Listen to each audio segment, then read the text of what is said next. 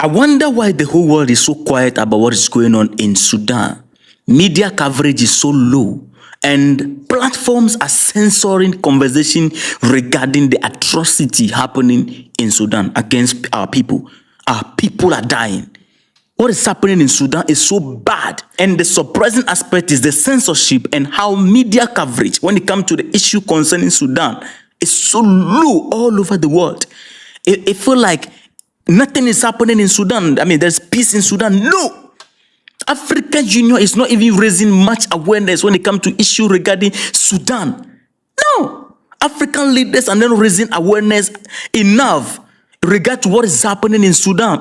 All of them feel like everything is okay. Some of them traveling to France, some of them going to the United States, signing deals and all that. Sudan is bleeding. Video footages from drone, when you see on the ground how people are being unalive by the Rapid Support Force, the group which is formerly called the Janjaweed, those ruthless group now modernized with a new name, rebranded with a new name called Rapid Support Forces. If you see how they are unaliving the people, they're taking the people out. Oh no, my goodness. It's so horrible that I can't play video of that. And the whole world is so silent. When you check the media, nothing about Sudan is out there. It takes activists to be raising voices, and you see the views of the videos. No matter how you share, it's so low. Why? And you can see some of the platform when you talk about Sudan, then they give you censorship. They give you strike. And you ask yourself, then how do we raise awareness about our people dying in Sudan? Currently, as I'm talking to you, the government of Sudan is accusing the UAE of funding the Rapid Support Forces, who is responsible for the unaliving of the civilians, black people in particular. Let me explain to you. The issue of Sudan is very, very complicated, but we are going to make sure that we break it down in a very simple form everybody will understand. Currently, the government took UAE to ICJ, accusing UAE of funding these individuals. And the ICJ, International Criminal Court of Justice, said, look, we cannot prosecute. We can't do anything to UAE. We are not saying they are not doing anything bad, but the truth is that we cannot prosecute them. Why? It is because these people did not sign the 1948 Genocide Convention. The agreement, they are not part of it. They can only prosecute those who signed that agreement. So UAE is not part of that. So the ICJ cannot prosecute. Then you ask yourself, then who will come to the defense of these people in Sudan on daily basis? People are dying on the street. A video footage just surfaced, and then these people go to hospital. They took over, El Shafa, and they went to hospital. People are, hiding in hospital. They went there, and then everybody is offline. My goodness, it's bad what is happening in Sudan, and I think African leaders need to come together.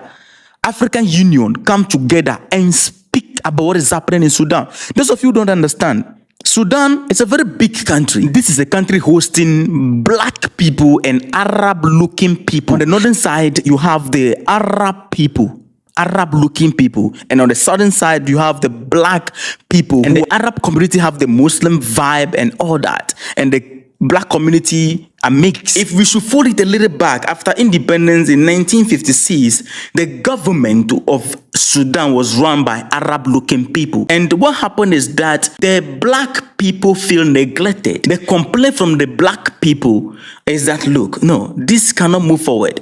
We are being neglected. You are taking care of the Arab-looking people. They have some kind of privilege over the black-looking people or the black people. And the black people begin to rise. Say, no, this must stop. We also deserve better. Then there's a group called the Janjaweed. This group is known to be very ruthless. They take life without looking back. So when the black people begin to rise, the Janjaweed was used by the government, supported by the government, to put the black people offline. Many of them are gone. The records are there. How many of you remember that for 2003 to 2010, the black people were asking for independence? They said, no, they can't take it anymore. And after They fought along, and all of a sudden, independence was given to them. So you have the South Sudan, and you have Sudan over there. The South Sudan being now led by the black people and all that. And the Janjaweed are mostly Arab tribal militia from Western Sudan, especially Darfur. And their name roughly translates men on horseback with guns.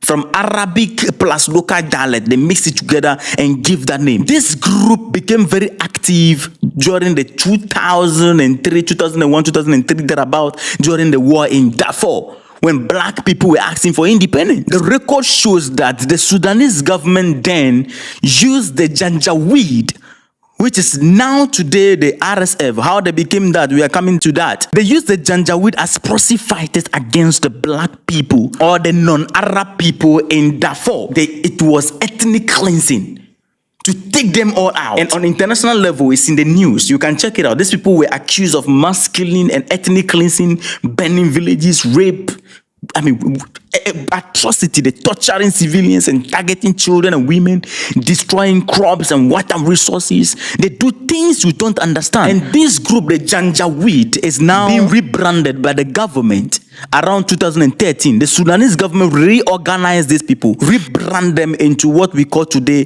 the Rapid Support Forces. And these are different from the normal military of Sudan. And I believe somebody will be asking, why do they have to rebrand them? They need to rebrand them because their name has been in the news for atrocity. A lot of blood is in their hands. So they need to rebrand them so that when you said Rapid Support Forces, everybody forget about the Janjaweed, everything that they have done to the people and all that. And mind you, note this, as I'm talking to you right now, although there is separation, you have the Southern Sudan and you have Sudan over there, where black people are in Sudan, as we know. Not all black people moved from Sudan and came to Southern Sudan. There are some black people out there. So what is happening right now is that this Janjaweed being rebranded as RSF are now carrying out the old atrocity they started during that time against these black people. They want to eliminate them so that all the black people can be off the country. That is what is going on. So you have two groups right here. The Janjaweed, which is now become the RSF, and the Sudan Armed Forces, the SAF, which is under the control of another leader, while the RSF also is under the control of another leader. So you have two armed groups in there in Sudan. After the then government was overthrown, then these two leaders of these forces, the military of Sudan and the Janjaweed, rebranded as RSF, these two begin to fight for leadership in the country. The Janjaweed, which is now the RSF, decided that, look, why are we going to take command from the military? Why should we are powerful because they have been funded by the government and they become very powerful. We are powerful. We can, why won't you take the country and, be in charge of everything, find some buyers and we deal with people and we run the country the way we want. That is the fight going on right now.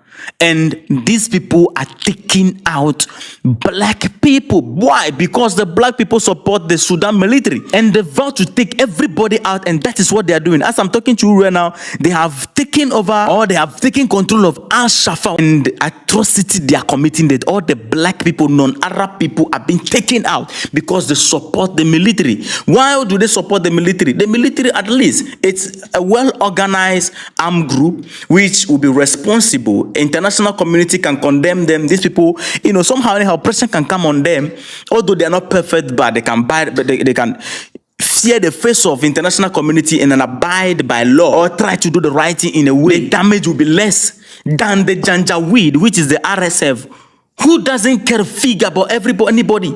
They don't care about international community. They don't care about anybody. They are taking lives. Our people are dying. Now, how is the UAE involved in this? The UAE is a client to Sudan in terms of gold deal. Sudan has so many gold there. There are a lot of resources in Sudan. A lot of gold in there. And they supply gold to what? UAE.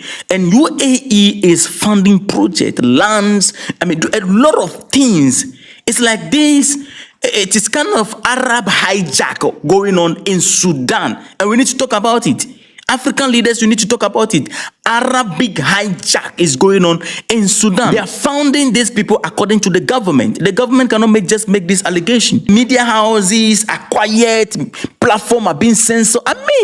It is not good. Something needs to be done about it. Footages that are coming out are horrible. We can't keep quiet and behave like everything is normal, everything is going on normal. No. The UAE is trying to get it cheap, get the resources cheap, instead of dealing with a well-organized armed forces and government. No, let us deal with people who are disorganized and they just gather some arms and destroying people and doing things. You settle them with some few dollars and then you have access to large resources. Yes. Instead of going through the government and then you are going to be filling papers and then abiding by international prices and all that. No, let's save costs by just funding these people and then they continue what they are doing and then just settling them the way they want and then or the way we want, and that's all. That is what is happening. And our people are paying the price daily. People are dying. Hospitals, no. On the streets, blood. It is bad what is happening in Sudan. And I think everybody who have the platform, we need to talk about Sudan. It is bad what is going on there. It is Arab hijacking going on in there. And it needs to stop. We need to raise awareness. Just like we kept quiet on what is going on in DRC. And today, everybody are talking about what is happening in the Middle East. But what happened to Sudan?